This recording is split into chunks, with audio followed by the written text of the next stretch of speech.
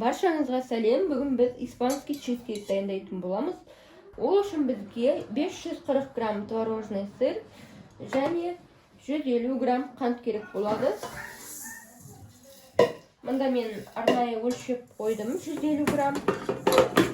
Енді осы екеуін однородный, яғни біркелкі масса болғанша аз ғана уақыт миксерлеу керек болады. Қатты миксерлемейміз, яғни баяу орташа жылдамдықтан бастап максимальный, яғни жоғары жылдамдыққа дейін.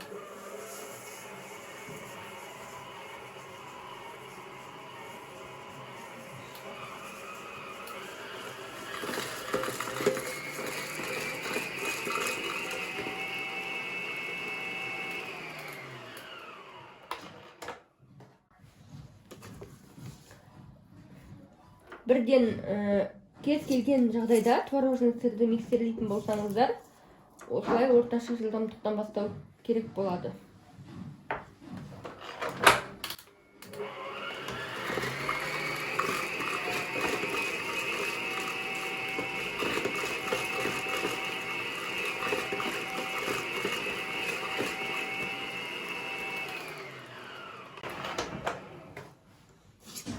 Осылай біркелкі масса болғанша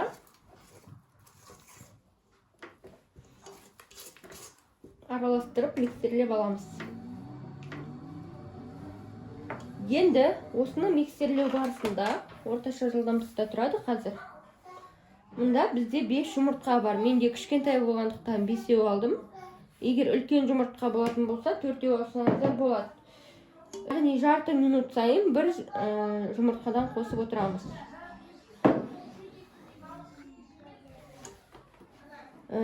Орташа жылдамдыққа бастаймыз.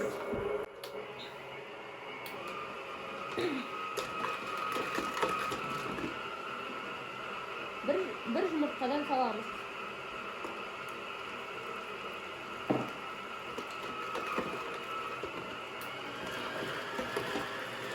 Яғни осы однородный болғанша миксерлеп келесі жұмыртқамызды қосамыз. Яғни осы бір жұмыртқа жақсылап араласқаннан кейін келесі жұмыртқамызды салып отырамыз.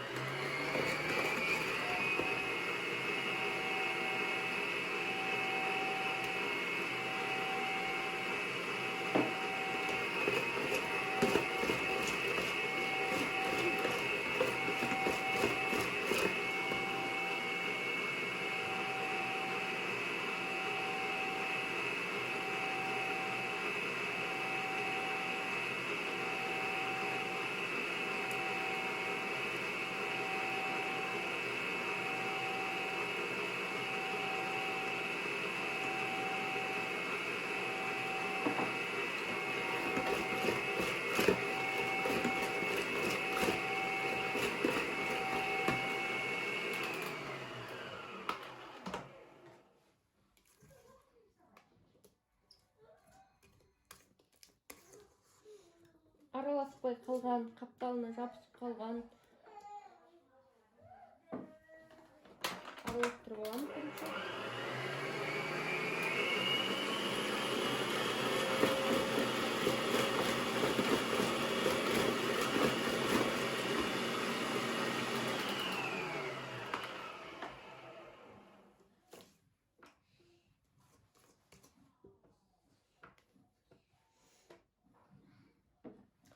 Енді осыған сливкимізді құятын боламыз.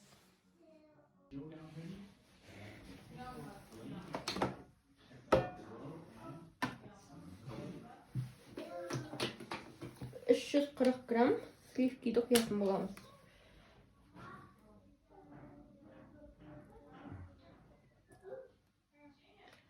Барлық ингредиенттер міндетті түрде салқын болу керек.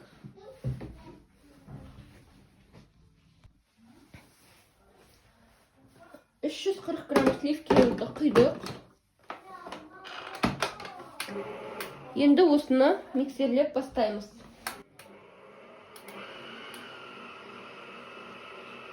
Жай жылдамдықтан бастаймыз.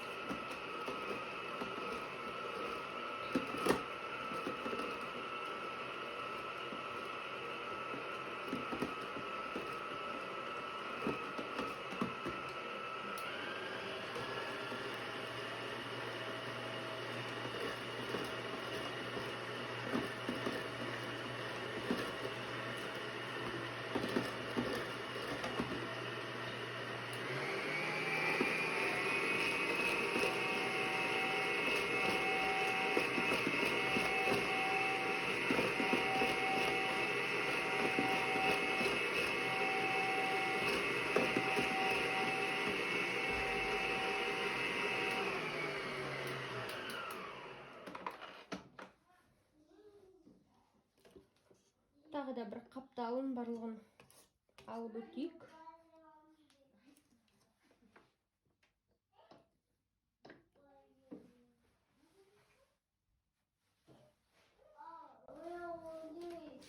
Және осы кезде қараңыздар. Мен сіздерге консистенциясын көрсетейін. Формасын қалдыратын, яғни сливки ішінде араласып, осындай формаға дейін болу керек. Міне із қалдыратын.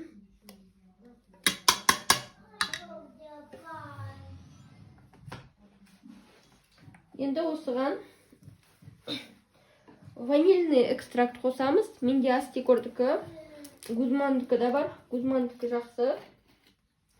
5 грамм қосамыз. Қанша порция жасап жатсаңыз да 5 грамм қосасыз. Мысалы, осындай 2 еселенген чизкейк жасайтын болсаңыз 5 грамм, 3 еселенген болса да 5 грамм, 1 болса да 5 грамм. Осындай ванильный экстракттың артықшылығы бар.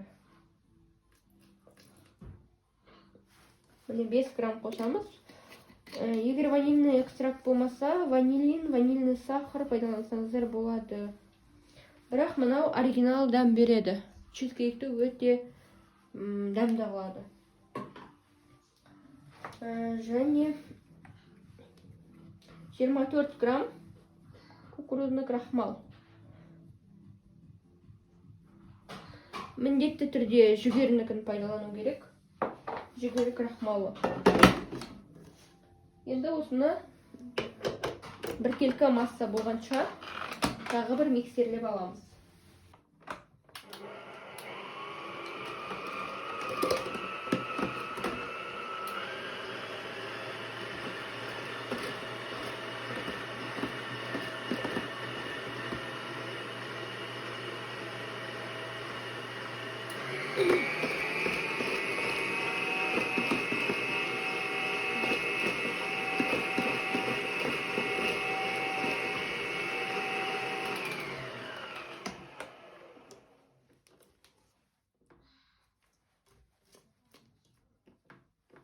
Крахмалы әлі толық араласып бапты.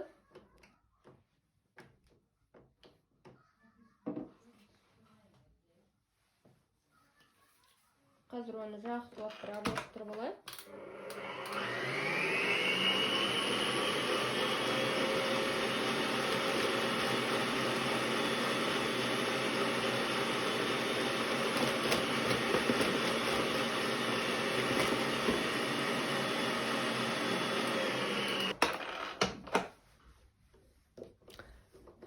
Біздің чизкейктің салмасы дайын.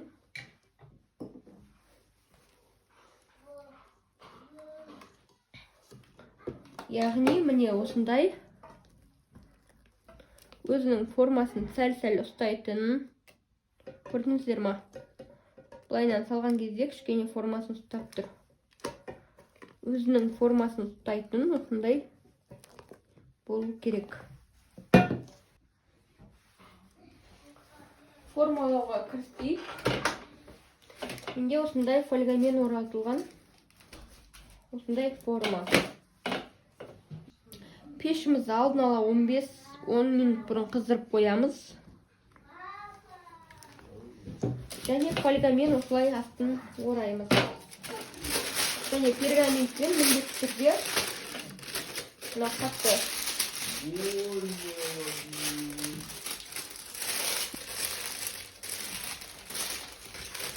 пергаментпен міндетті түрде осылай қойып аламыз.